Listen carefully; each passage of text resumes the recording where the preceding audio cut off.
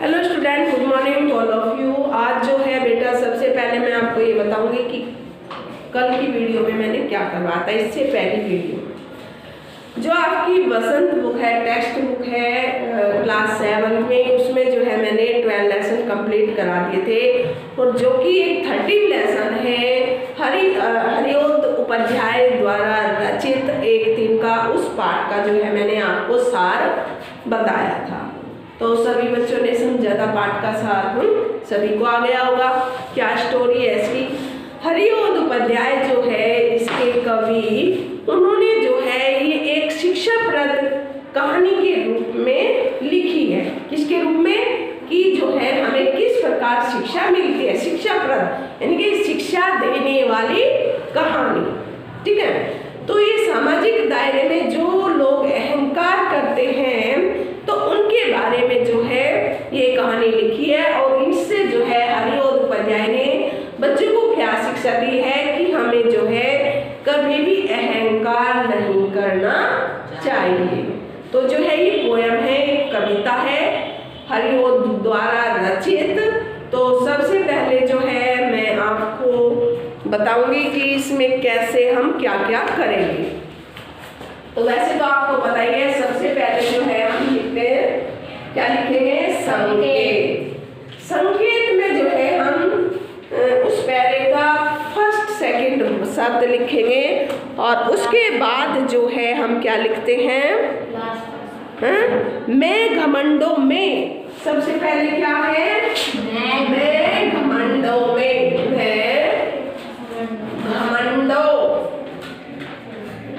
मैं घमंडों में dash dash मैं मेरी पढ़ा। मैं मेरी पढ़ा। और लास्ट का शब्द जो होगा हमारा क्या है इसमें? मेरी पढ़ा। आँख में मेरी पढ़ा। आँख में मेरी, आँख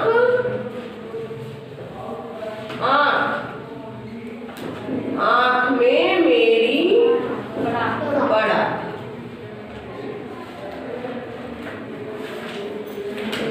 उसके बाद जो है हम स्टार्टिंग में दूसरे नंबर पे क्या लिखेंगे? प्रसंग। प्रसंग। प्रसंग में क्या आता है बताएगा कोई बच्चा मेरे को? यस। कि ये किसके द्वारा रचित है और किस बुक से लिया गया है, और चैप्टर का नाम। यस। उसमें क्या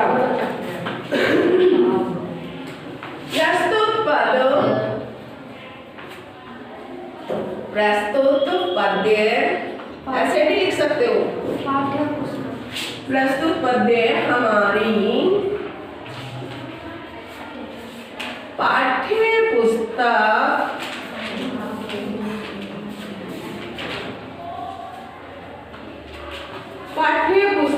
वसंत, पुस्तक का नाम है वसंत भाग 2, क्योंकि 7th क्लास में हमारी भाग 2 है। में संकलित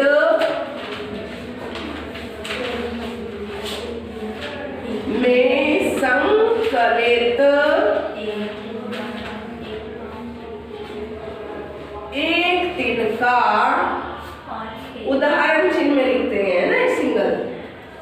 एक दिन का उदाहरण चिन्ह क्लोज। एक दिन का नामक पाठ से लिया गया है।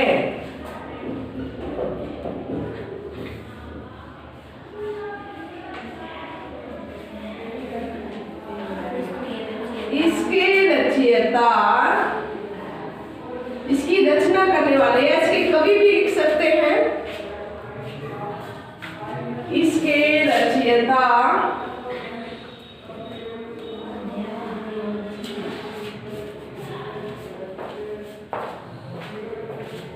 कवि भी इसकी जगह आपका। तो जो है बेटा, इसके रचयिता या कवि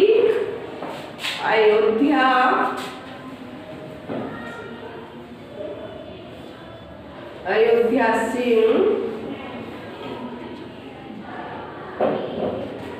उपाध्याय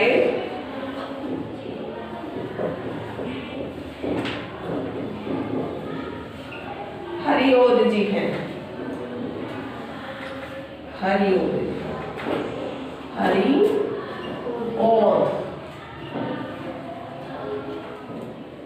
जी हैं। तो उसके बाद आप क्या करेंगे, जैसे मैं पैरा पढ़ाऊंगी आपको तो उसमें से आपने क्वेश्चन आंसर फाइंड करना है। क्लियर? सभी को क्लियर? या कई बात जो है उसमें से कोई वर्ड ले लिया, मैं वर्ड मीनिंग भी करवाती हूँ ना साथ साथ आपको, उसके अर्थ बताती हूँ कि इसका शाब्दिक अर्थ क्या है। कोई भी शब्द अर्थ ले लिया इसमें, या फिर कोई शब्द ऐसे ले लिया कि इसका विलोम शब्द क्या है।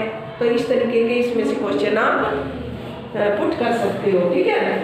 तो इसके बाद ये कि आपके क्वेश्चन आंसर शुरू हो जाएंगे। क्लियर? मैं इसकी व्याख्या भी करनी है ना? व्याख्या नहीं करते जब मैं फाइंड करवाती हूँ क्वेश्चन, एक बार व्याख्या करवाऊंगी, एक बार जो है क्वेश्चन फाइंड, दोनों तरीके से आना चाहिए ना आपको। उसमें से किस तरीके से क्वेश्चन आ सकते हैं, उनके आंसर कैसे लिखोगे आप। कितने कितने फाइंड करने हैं? 5, इनके एक पैरे में से 5 क्वेश्चन, इससे ज़्यादा भी कर सकते हो। ठीक है? तो बिल्कुल ध्यान से पढ़ेंगे एक एक शब्द को। मैं घमंडों से भरा ऐठा हुआ, घमंड अहंकार, घमंड का अर्थ क्या होता है बेटा? अहंकार। मैं घमंडों से भरा ऐठा, एक है इसमें ऐठा अकड़ना, जैसे मैंने कल भी आपको शब्द अर्थ बताए थे। ऐठना यानी कि तनकर बैठा, समझ गए? मैं घमंडों से भरा हुआ एक दिन जब था मुंडेर पर खड़ा। इसमें कवि क्या कहना चाहता है कि एक दिन वह अपने घर की मुंडेर पर, अपने घर की मुंडेर पर, मुंडेर छज्जा जो आगे का हिस्सा होता है, मुंडेर पर घमंड से भरकर अकड़कर खड़ा हुआ था। साधारण भाषा है, समझ आ रहा है? अचानक दूर से उड़ता हुआ, अचानक दूर से उड़ता हुआ एक तिनका आंख में मेरी पड़ा। मुंडेर जैसे छत का छज्जा, मैंने आपको कल भी बताया था, किनारा, छत का किनारा जैसे हो जाता है। तो इसमें यानी कि दूर से घमंडों से भरा खड़ा था, और वो कवि जो है कुछ सोच रहा था, कुछ सोच रहा था, घमंड में भरा खड़ा था और कुछ सोच रहा था। वे सोच रहा था कि दुनिया में कोई उसे चोट नहीं पहुंचा सकता। क्या सोच रहा था कवि? कि दुनिया में जो है उसे कोई चोट नहीं पहुंचा सकता, चोट कोई नहीं पहुंचा सकता उसे। तो फिर क्या हुआ? अचानक दूर से उड़ता हुआ एक तिनका आंख में मेरी पड़ा। दूर से उड़ता हुआ, हवा आई, तेज हवा आई, और उसमें जो है एक घास का तिनका उड़ता हुआ आया, और वो जो है कवि की आंख में गिर गया। कवि की आंख में जो है अचानक हवा के झोंके में उड़कर तिनका जो है आंख में आ गिरा। तो जब तिनका आंख में गिरता है, या कुछ भी ऐसा जरा सा भी कुछ आंख में आ जाता है, तो क्या होता है? फिर दर्द होता है, पीड़ा होती है ना, और बेचैनी होती है। तो ठीक इसी प्रकार जो है कवि के साथ हुआ। तो उसकी आंखों में जो है तिनका गिर गया, और उसको जो है बेचैनी हो गई, उसका घमंड क्या हो गया? चूर चूर हो गया। अब ये मैंने आपको फर्स्ट पैरा कराया, इसके क्वेश्चन मैं फाइंड करवाती हूँ, इसके आंसर आप स्वयं लिखेंगे। लिखिए क्वेश्चन। सबसे पहला जो है इसमें आपका क्वेश्चन बनता है कि कविता तथा कवि का नाम लिखिए। कविता तथा कवि का नाम लिखिए। कविता तथा कवि का नाम लिखिए। सेकंड क्वेश्चन क्या होगा? कवि किस भाव से भरा हुआ था? पता है आपको? सुन लिखेंगे। कवि किस भाव से भरा हुआ था? पता है ना? कौन बच्चा बताएगा? यस दीपक। कवि घमंडों से भरा हुआ था। Note one word answer, clear बोलिएगा। कवि घमंडों से भरा हुआ खड़ा था। आगे ना समझ? यस। नेक्स्ट थर्ड क्वेश्चन, कवि कहाँ खड़ा हुआ था? लिखिए, पहले लिखिए, कवि कहाँ खड़ा था या खड़ा हुआ था?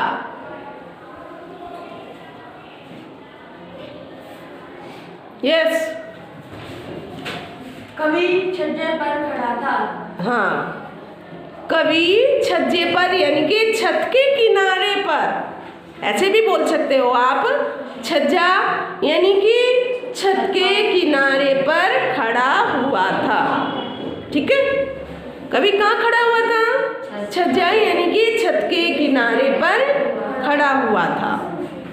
नेक्स्ट क्वेश्चन इसमें से फाइंड करेंगे हम। अचानक कवि की आंख में क्या आ गया? अचानक कवि की आंख में, अचानक कवि की आंख में क्या आ गया? अचानक कवि की आंख में क्या आ गया? अमित, अचानक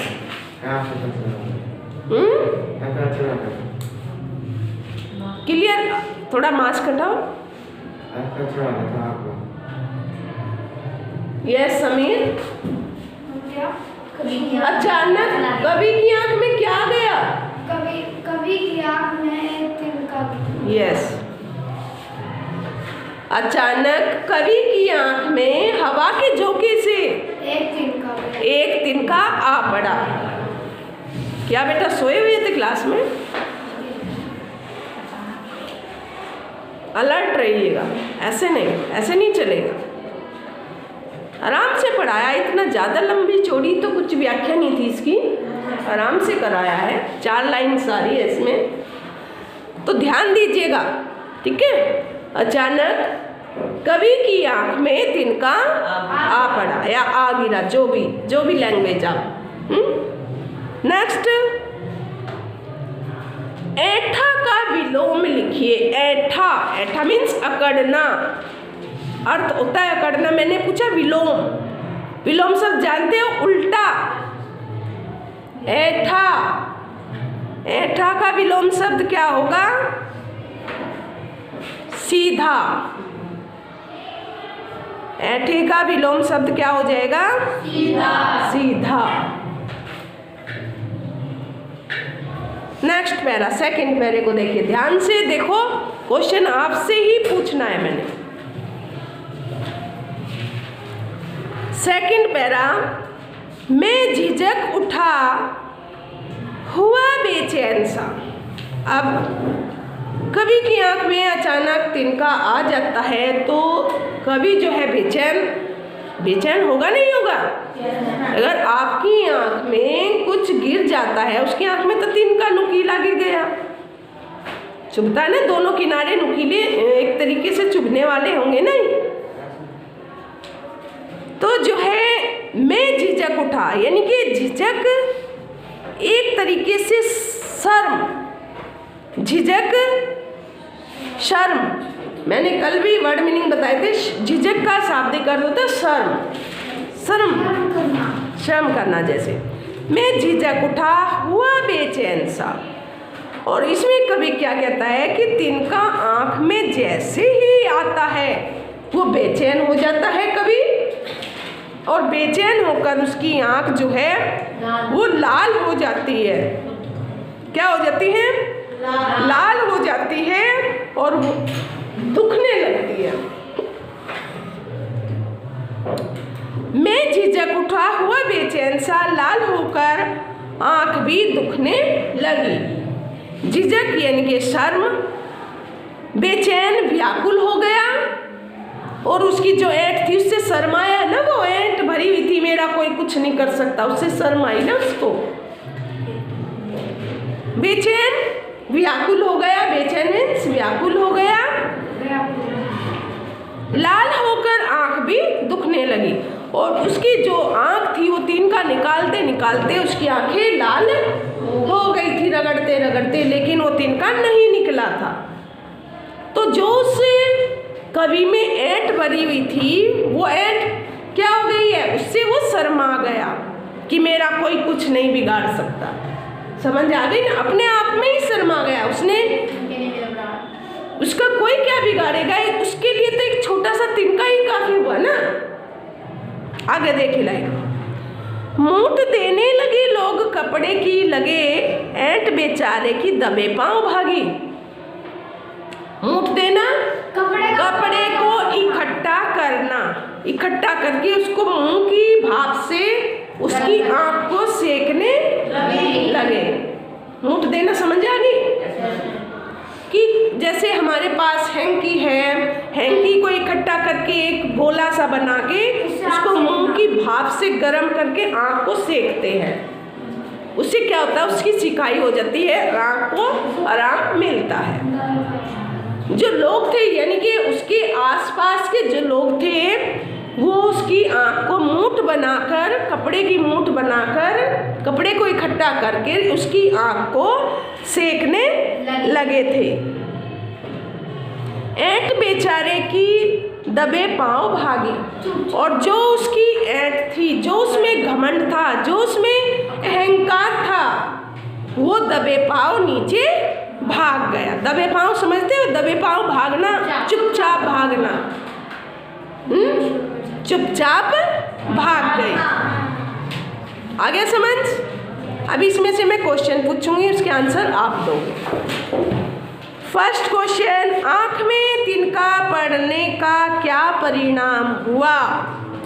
क्वेश्चन फर्स्ट लिखिए, आंख में तिनका पड़ने का क्या परिणाम हुआ?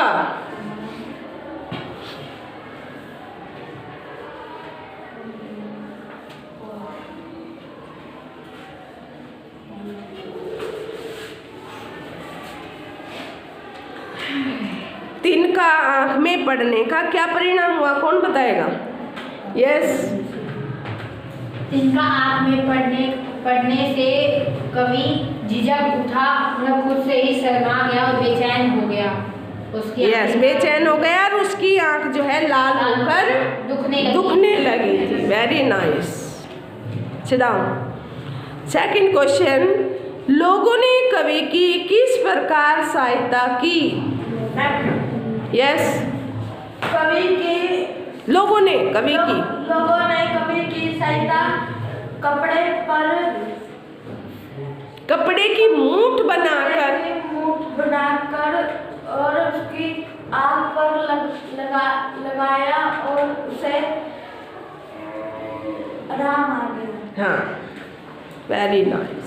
अपने विचार व्यक्त किए इसने, आराम आया ना उससे, कपड़े की मूठ लगाई तो आराम आया नहीं आया? Very nice. Next third question Amit बताएगा, कवि कहाँ खड़ा था?